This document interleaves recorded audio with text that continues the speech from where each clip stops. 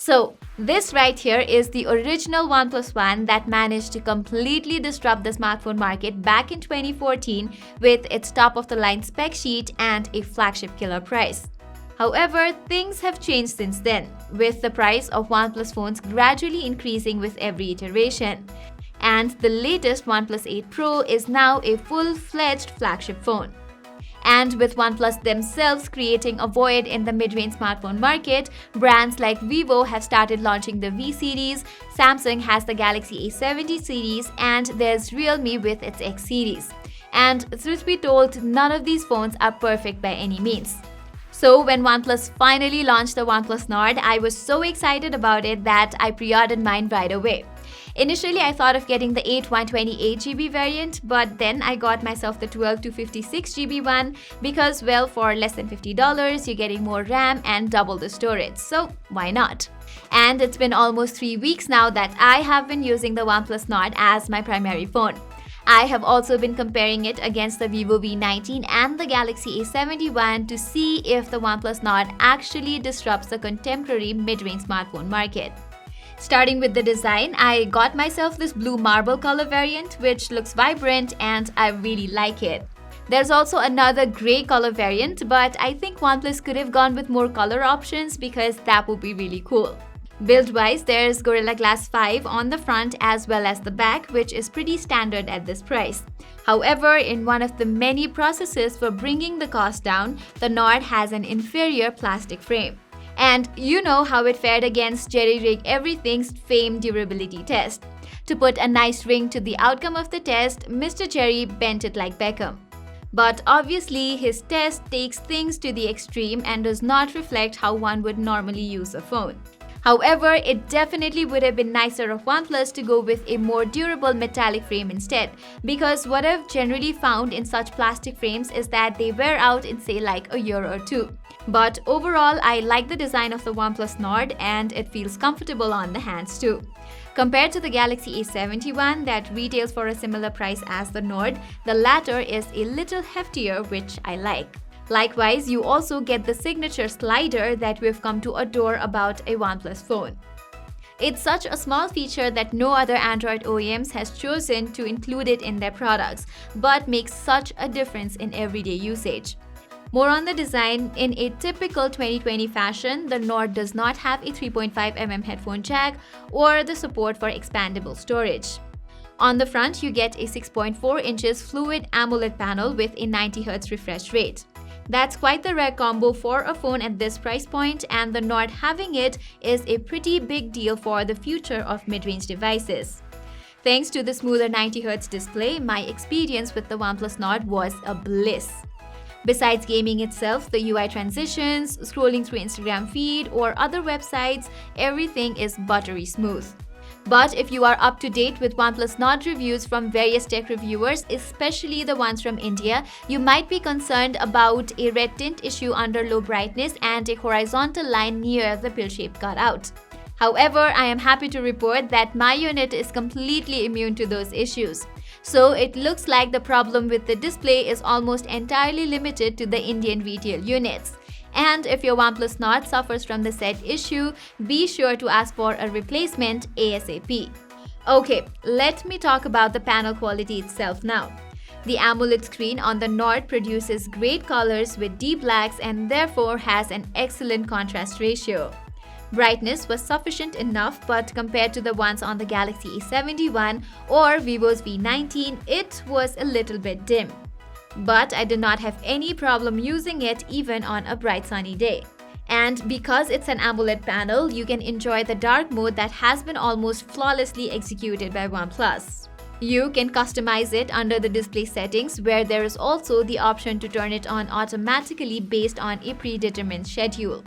And with the upcoming OxygenOS 11, we will also be getting the long-awaited always-on display, and I am very excited to see it in action.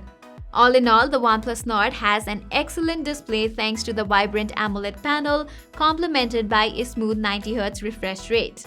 So I can honestly say that this is one of the best displays you can get for this price. Now let's get to the cameras. Altogether, there are 6 cameras on the OnePlus Nord, 4 on the back and 2 on the front. The rear quad camera setup is composed of a 48-megapixel Sony IMX586 sensor, an 8-megapixel ultra-wide-angle lens, a 5-megapixel depth sensor, and finally a 2-megapixel macro camera. During my review, I tested them out against the cameras in Samsung Galaxy A71. Starting with the underwhelming macro lens, the A71 was able to output better colors and details. On the other hand, the 2-megapixel macro camera on the OnePlus Nord is entirely gimmicky with no practical utility. But the 5-megapixel depth sensor does a pretty decent job and its bokeh effects are quite impressive. Although the edge detection is far from perfect, as you can see, you get a nice enough subject focus and the background looks nice too. Compared to the A71, they are more or less similar, but in some scenarios, the A71 does a slightly better job. Getting to the images from the 48-megapixel primary camera, I must say that they have an awesome bit of detail. Despite this, the color reproduction is a little bit on the unnatural side, and the Nord also overcompensates the contrasts while the images are oversaturated as well. But overall, the photos look pleasing. Comparing it with the A71, the images from the OnePlus Nord look a little dark because of the extensive contrast I mentioned earlier. As a result, the Galaxy A71's photos look more balanced, while they look more or less similar in most cases. Ultra-wide-angle images from the OnePlus Nord are good too, with decent colors and details. But once again, bringing A71 into the mix, its wide-angle images have a wider field of view and slightly better colors. Even with all this, the Nord's 8-megapixel ultra-wide-angle camera is good enough, but it's just that the images turn out looking a little bit darker than you would like. Coming forward, OnePlus Nord is the company's first smartphone with dual selfie cameras. Its 32-megapixel primary wide lens and an 8-megapixel ultra-wide-angle sensor have been fitted inside a pill-shaped cutout on the top left corner of the display. Selfies from the primary camera look vibrant and the subject's skin color as well as the background come out pleasant. However, they are a little smoothened here. In contrast, selfies from the Galaxy A71 are void of such built-in smoothening and the color tone has a slightly reddish tint to it that I prefer. Moving on, the ultra-wide-angle selfies on the Nord gives out more or less similar images like the primary selfie camera. However, they lack the detail and sharpness compared to the ones from the 32-megapixel sensor. But at the end of the day, your group selfies are going to look acceptably Instagrammable. In terms of low-light photography, I tested out OnePlus Nord's capability on multiple occasions and usually they have good details. There's also a dedicated nightscape feature that enhances visibility and details in dark environments. While it does not compare to the night mode on the more expensive flagship phones, it does make the nighttime images look a whole lot better. Similarly, Nord's ultra-wide-angle lens can take low-light shots as well. Even though they are terrible regarding details, turning on Nightscape tries to save grace and improves the details by a tiny bit. Still not in the way that you like it to be. Videography-wise, the OnePlus Nord maxes out at 4K 30 FPS, which is another rare and often overlooked feature on a mid-range device. The stabilization works great here and overall the videos have good colors and dynamic range. Interestingly, the selfie camera on the OnePlus Nord can shoot up to 4K resolution and 30 FPS. And even though it does not have a dedicated stabilization system, the recordings look good enough. So if you're into vlogging and such, the OnePlus Nord could be a good option for you. Overall, the cameras on the OnePlus Nord are sufficiently average and nothing groundbreaking. It is definitely not as good as the Pixel 4a, but as compared to the Galaxy A71 and the Vivo V19, it is definitely on par. But personally, I think it could have been a lot better if OnePlus had gone with the newer Sony IMX686 sensor rather than the aging Sony IMX586. The OnePlus Nord is powered by Qualcomm's excellent mid-range chipset, the Snapdragon 765G, with the last generation DDR4X RAM and UFS 2.1 storage. OnePlus claims that they've greatly optimized this SoC for the Nord and it really shows. Under normal or even heavy usage, the phone handles them with ease, with a few exceptions. Obviously, the 765G is not as fast as last year's or this year's flagship chipsets, but the 765G is one of the cheapest Snapdragon chipsets with an integrated 5G modem with support for both sub-6 GHz and millimeter wave of 5G spectrum. And since this phone is launching in many countries where 5G is already available, so maybe this was the best viable option for OnePlus. But if you are someone who's living in South Asia, you might be thinking maybe if it had the Snapdragon 855 instead. So because of this, the Nord does not hold up against similarly priced smartphones like the Redmi K20 Pro or the Realme X3, especially when it comes to graphic-intensive games. Talking about gaming, the combo of Snapdragon 765G and the 90Hz display really brings out a smooth playing experience. I extensively played PuBG Mobile on the phone under HD graphics and high frame rates. In this setting, I got a stable 30 FPS while it bumped to 40 FPS under smooth graphics and ultra frame rates. Unfortunately, that's about it, and expecting a much smoother 60 FPS gameplay on the OnePlus Nord is unachievable, at least for now.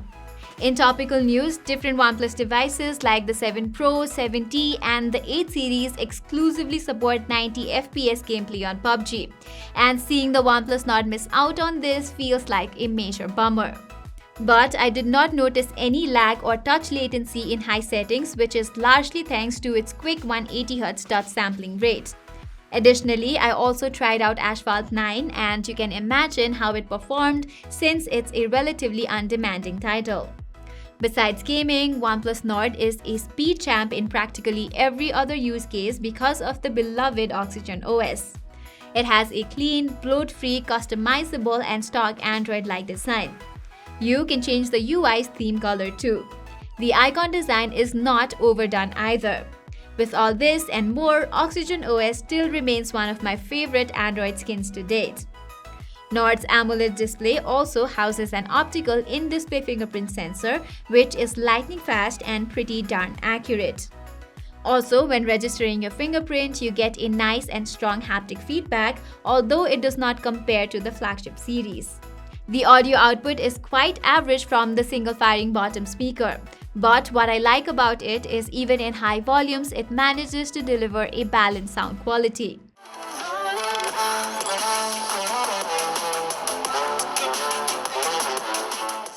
Moving to the battery, OnePlus Nord comes with a decent 4115 mAh cell with support for 30-watt warp charge 30T fast charging. Because of its user-switchable refresh rate between either 60Hz or 90Hz, truth be told, the net battery endurance is not going to be uniform among the users. So I tested it out against both and obviously the results varied. Under 60Hz, I got about a day and a little more battery life, while the stat reduced to just a day when using under a smooth 90Hz refresh rate. Furthermore, I tried a live wallpaper for a couple of charge cycles and that consumed an additional 10% battery life. When it comes to charging, the 30-watt wired fast charging is incredible. During my test, it charged up my OnePlus Nord from 0 to 100% in exactly an hour, while 30 minutes of charge takes the phone to 60%. As expected, it does not support wireless charging. Now it's time to wrap it all up. I think the OnePlus Nord is an exciting smartphone for its price. Its launch comes in an interesting time and here's what I think. First of all, it gives in to the demands of those who are looking for a cheaper OnePlus device. Secondly, the OnePlus Nord also promises a certain level of performance that's acceptable to the mainstream smartphone buyers at a price that warrants the question, are expensive flagship phones worth it? All in all, the OnePlus Nord challenges the mid-range smartphone market status quo just like how the original OnePlus One did with the flagship market, redefining just how good an inexpensive phone can be. And if you're someone who seeks great performance but does not want to or cannot cash in a ton of money, the OnePlus Nord could be your best shot. So that was all for our extensive review of the OnePlus Nord. Do let us know in the comments below if you would like to see a comparison between the OnePlus Nord and the iPhone SE 2020. Till then, I'm Pratima Adhikari and thank you so much for watching.